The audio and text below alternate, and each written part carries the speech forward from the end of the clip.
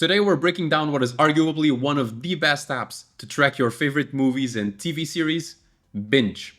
And it also happens to be done by an indie developer, so that's great.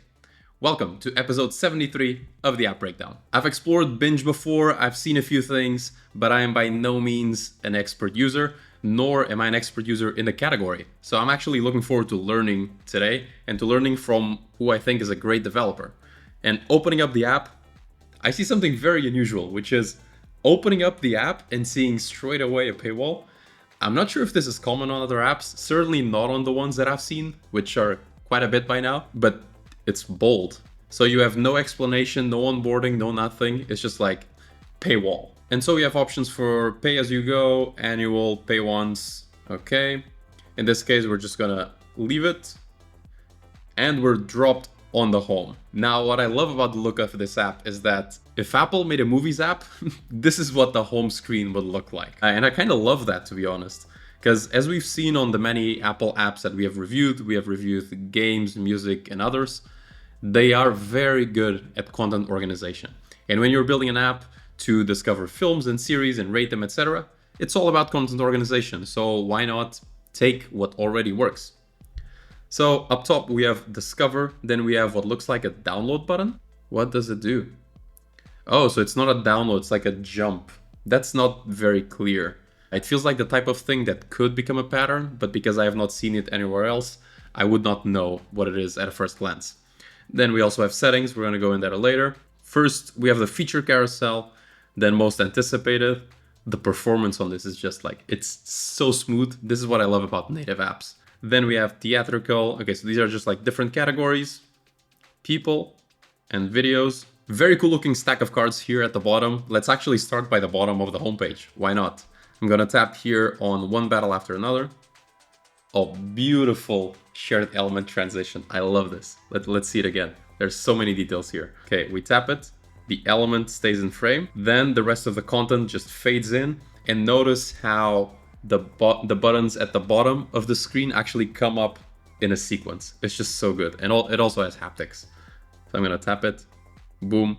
Okay, this app already won for me. One little thing that they could do better is it could be caching these logos. The logos are basically coming in and out every time. Yep, notice that. But other than that, this transition is basically perfect. Okay. Oh, it also has the shine, like gyroscopic shine on the cover. Yeah, this is so good. I already love this app. I'm already glad that we got to take a look at it. It's so nice. You can see the card moving just a tiny bit and also the reflection that is extremely well done. I'm guessing this is a shader, a metal shader, and it just looks fantastic. Okay, and since we're looking at transitions and animation, let's look at how you can dismiss this page. So first there's the cross at the top left, pretty obvious. Then you can also swipe from the left. Even though it doesn't follow your finger, it closes in that way, so it's very gestural. And then I'm guessing you can also swipe down. No, it seems like you cannot swipe down, but there are certain things here to the left and to the right. What is this? So if I drag to the left, it adds to Watchlist. It has this like magnetic thing with the haptics. Very cool interaction. And to the left, you can mark it as watched. So I'm guessing this is for you to basically come through the films and like quickly bum bum bum. It's very, very cool. It's the type of thing that really did not need to exist on this app, but it exists and that makes it special. Let's actually look at what the page looks like outside of animation and transitions. First, we have an image from the movie on the back, like expanded and faded out. The page itself is using the colors from that cover. So very nice color extraction here. It looks amazing. Then we have these liquid glass buttons for watching and watched. To be honest, I don't love the color that it turns into. Like, it's very blocky compared to the rest of the app. It feels like it doesn't really fit in, but other than that, they look very good. Then we have just text, nice little carousel here with a bunch of info. Then trailers, where to watch. Where to watch is nice. Cast, crew, they have so much information on each of these things. Reviews, if I tap reviews, what happens? Paywall, okay, fair enough. Crew, you can see the full information of each of the crew members. Nothing too special on these lists, it's just a good way to display information. Then production companies. Are there pages for production companies? Oh, ratings, okay. I'm gonna give it a 5-star just because of the animations and design. It's already beautiful. Let's go. Okay, so for production companies, there's no page like explaining the production company, but you can see what films they did. So that's kind of cool. Made by the director, about. Okay, so up until now, it seems to me like this is basically Letterboxd if Letterboxd was good. Letterboxd is very ugly. I said it on the episode. I think it was one of the first episodes we recorded. I did not like it at all. So I'm glad this exists because it's an alternative for me. Okay, let's go to the top of the homepage now and actually click on one of the featured categories and then one of the featured movies. See if there's any difference. No, we have trailers here, and the thing that stands out to me, oh, actually there are differences. So tapping on it, the animation is different. So it's no longer a shared element. I think it's a fake shared element. It might be a shared element, I don't know.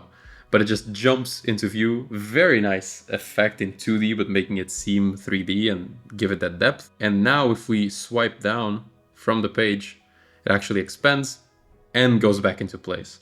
This is just beautiful. What an animation.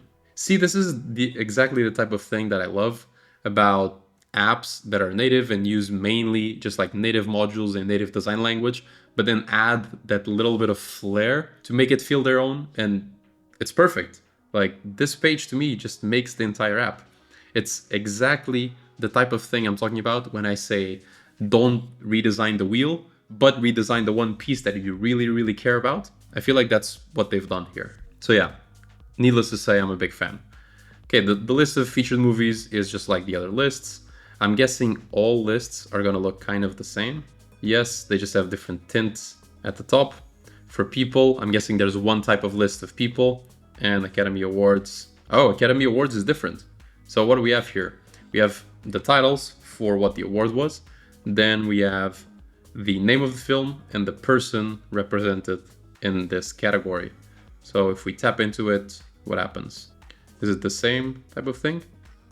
Yes. Can I type the person? Oh, I can. So there's a page specifically for people. We had not tapped into anyone yet. And it has the same shared element transition. I need to learn how to do this. I really need to learn how to code this specific shared element animation. It's so good. Then we have movies that they've done. It's just so complete in terms of information. And I've also just noticed another cool navigation thing, which is not only can you dismiss from the top by swiping down, you can also dismiss by getting to the bottom and swiping up. This is not something you see very commonly, but it is something that makes the app just feel more gestural. It's very, very cool. Okay, and these are just more categories. So we've seen the home. Let's actually go into the second tab, movies. So for movies, these are basically just more categories. Same thing for networks. Very cool. And then we have genres. So you can tap into them and get put into a list. This is the kind of design that Apple does for their categories on the App Store. So you know how it works. Oh, then we have top 3 movies. So I get to decide these. Okay, let me put okay. Add movies to your top 3 using the menu on the detail page. Oh, so I actually need to go into a movie. And how do I add it to my top 3? I don't know. Top 3 movies, first spot. Okay, and now it should be here. Let's go. And I can share it, of course, with a beautiful card made specifically for sharing and to increase that K factor of the app. Very nice.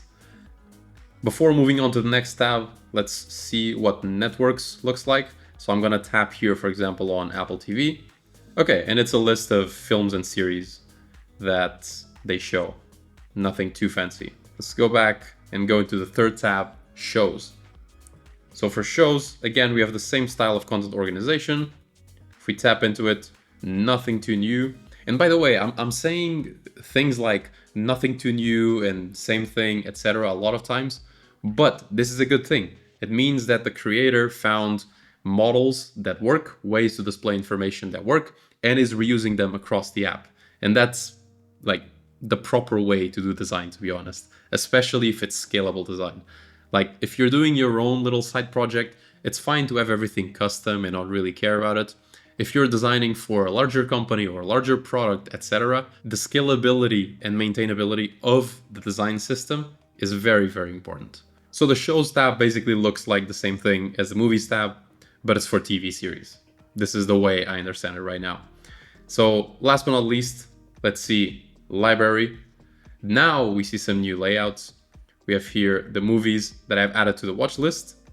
So this is basically my personalized home and your next watch. So these are movies that are based on the things I've seen and the things that I've added to my watch list. Very cool. So they have their own like recommendation algorithm here. Not sure how that would work, but it seems like we can shuffle it, which is cool. Oh no, it's just picking a random movie. This is so cool. I feel like this could be a whole app. Like based on what I've watched, recommend me something to watch now. You tap shuffle and you get it. Once again, with very cool animations, and this time coming from the top. Clearly, this page is what all of the attention went to, and I'm not mad about it. One last thing we have to see at the bottom of the page is the search, of course. It looks very much like the standard iOS search. The empty screen shows us some categories, so that's cool, with a filter up top. I actually really like this filter. I don't think I had seen it done in this way, but it does not affect the empty state, which is a minus for me. Like if I'm on the empty state, I'm seeing these categories, and then I tap on shows and people, it should change according to that. So I'm just gonna do A to see search results, and now it adapts to what I actually tap on top. Let's see if the shared element transitions also work here. Gonna tap here, Martinez. Of course they do, gotta love it. This is really not easy to do. Okay, and now let's actually try tapping one of these buttons at the bottom. So first we have the rating with some very nice haptics. You can just swipe through it, and when you get to 5 stars, it turns gold. Amazing little detail. Then you have the binoculars. I don't know what that does. Official show page and IBM. Okay, so it's basically like external links related to this. And last but not least, we have the share button that generates a custom image to share of the movie. To be honest, I thought it was just gonna be the standard share sheet, but once again, they surprised me here. Very, very cool. Let's go back to the home. By the way, this is not the app's fault, but I really don't like the new iOS search where it hides the navigation. Like, they shouldn't do that. I think they're gonna revert it at some point. Okay, so on this app, the star of the show is clearly the shared element transition that they have done. I have said this phrase maybe like 10 times in the last 10 minutes, but I just love it. Kudos to the people doing this. It's extremely smooth, extremely clean. I hope to see this app on the top charts one day, and I hope to see it actually replace Letterboxd, because Letterboxd is not something that I want to interact with. So I'll see you on the next one.